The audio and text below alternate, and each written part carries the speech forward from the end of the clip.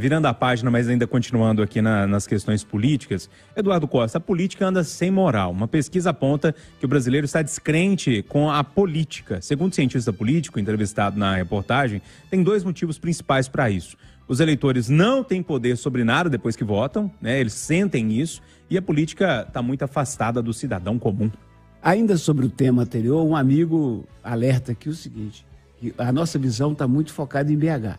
Mas quando a gente considera o interior desse país, as possibilidades de retaliação existem. De arbitrariedade, né? E arbitrariedade, isso é importante demais ser pontuado. Agora, quando vejo esse desprestígio dos políticos, eu fico imaginando, Júnior, que quando fizeram incluir esses artigos no Código Eleitoral lá atrás, em 1960 e lá vai pedrada, estavam pensando nos dias de hoje. Porque quando eu olho para a propaganda, mas é tanta gente que estava envolvida em escândalo outro dia mesmo, é tanta gente que levou dinheiro da Odebrecht, é tanta gente que foi presa, tudo candidato, sabe? Então eu fico assim, como é que eu vou convencer o eleitor de que vale a pena votar? Eu tenho certeza absoluta, João, absoluta, de que nem todo político é ruim, sabe? Nem todo político é ruim. E tem de todo partido. Eu já disse aqui, eu vou dizer aqui agora, ó, Patrus Anaías, que é PT, Antônio Anastasia, que é tucano. Estou lembrando de alguns. Sérgio Miranda, que já faleceu, que era PCdoB. Eu conheço vários. Antônio Pinheiro morreu outro dia. Eu conheci muito político decente, muito. Mas, ô Júnior, eu estava vendo um estudo de uma assessoria institucional chamada Queiroz. Dos 513 atuais deputados federais, 445 se dispuseram a disputar a reeleição. 2 tiveram o registro negado, então sobraram 443. Destes, a assessoria estabelece, estuda e está certa de que 369 são muito competitivos. São 72%. Então teríamos, em tese, uma renovação de 28%. Só que desses 28% que serão renovados, 80% deles são das chamadas candidaturas de circulação de poder. É de pai para filho, de filho para neto, tudo. Sobram 10% de renovação de fato. Vamos supor que desses 10%, nós estamos falando de 50 deputados, a metade esteja bem intencionada. Sobram 25. Alguém acredita que com 25 novos deputados animados, a nossa Câmara vai votar melhor, gente? Vai evitar, por exemplo, orçamento secreto? Então, é isso. E eu tenho razões particulares para dizer, para entender essa indisposição geral contra os políticos. Não é segredo para ninguém que eu vivi uma experiência de 40 dias de expectativa de candidatura. Ô Júnior, de cada 10 pessoas que diziam não façam isso, e eram as pessoas que mais gostavam de mim, 9 diziam não faço isso para não ir para a lama. Eu falei, mas pô, se quem está bem intencionado não for para a lama, a flor de lótus, né, que nasce na lama, mas dá uma flor bonita, como é que a gente muda? Mas a verdade, Júnior, é que as pessoas... Acabou. É difícil demais de convencer qualquer um dos brasileiros de que vale a pena. Aí você vê num debate, o Lula diz que o Ciro está surtado. O Bolsonaro se refere ao Lula como presidiário. Você vê essas coisas, quer dizer, sabe, até a última eleição, Júnior, eu repetia muito, vamos votar bem, gente, vamos votar bem. Estou constrangido dessa vez. Ô Mal Camargos, queria te ouvir nessa descrença do eleitor com os políticos. Não é de hoje, né, Malco? Não é de hoje, mas a política atualmente virou sinônimo de violência. A violência que se revela nos discursos de alguns candidatos, a violência através da propaganda eleitoral, a violência de grupos políticos agredindo pessoas nas ruas, violência através de uma comunicação violenta entre eleitores que na hora de convencer um agride o outro, um xinga o outro, um desqualifica o outro, violência de pessoas comuns que agridem, violência de pessoas que matam, Júnior, em nome da defesa de seu ídolo. Como crer em algo que ameaça, amedronta e assusta? Agora a saúde é politizada, a roupa que você usa é politizada, a pesquisa que você acredita é politizada, a loja que você compra é politizada, tudo é motivo de conflito, tudo é motivo de violência. E esse conflito leva ao quê? Como estão as políticas públicas? Como está o projeto de futuro de país, o futuro de Estado? Como que os políticos prestam contas do que fazem e principalmente do que deixam de fazer? Nessa seara, não há como se aproximar da política. A tendência é o distanciamento.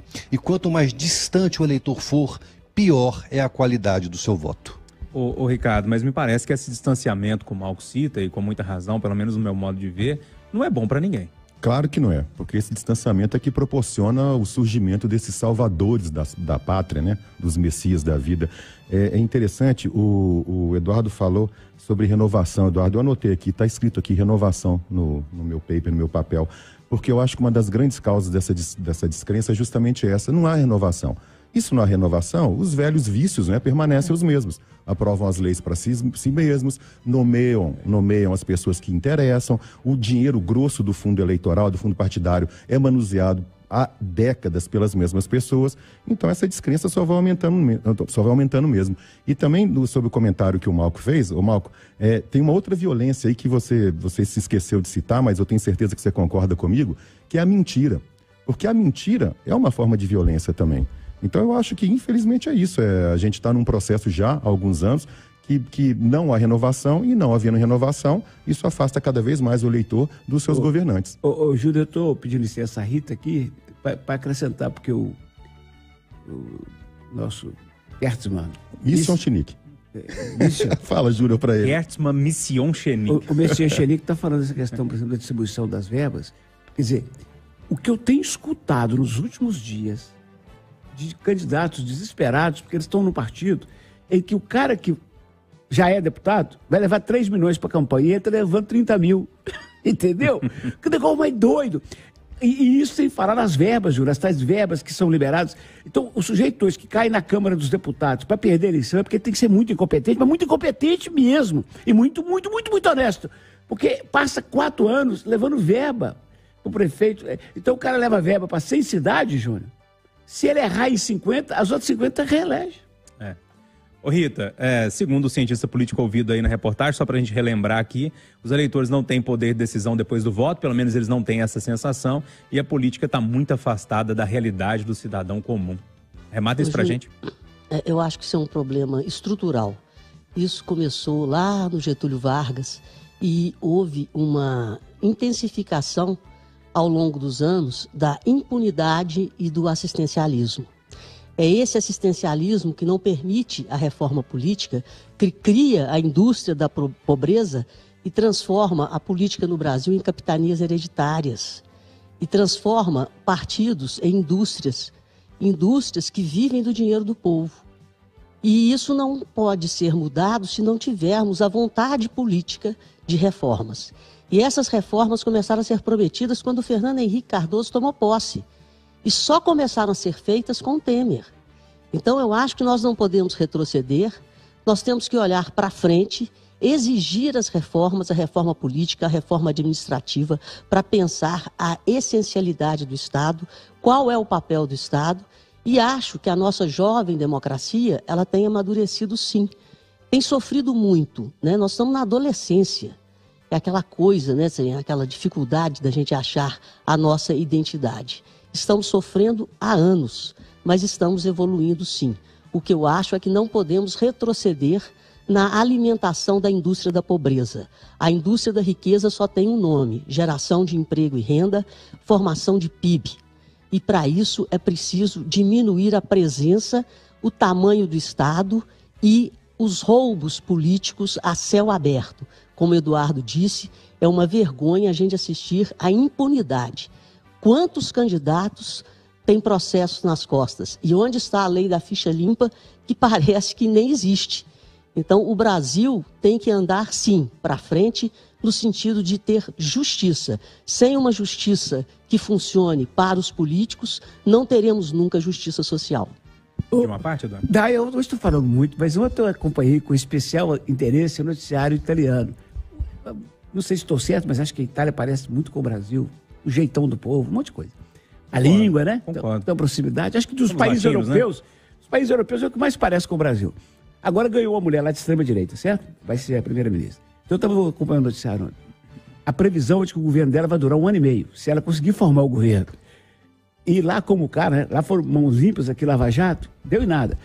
Adivinha quem estava quem estava sendo carregado para ficar perto dela? Ele não aguentou ficar em pé. Tinha um outro cara segurando ele em pé para ficar do lado dela.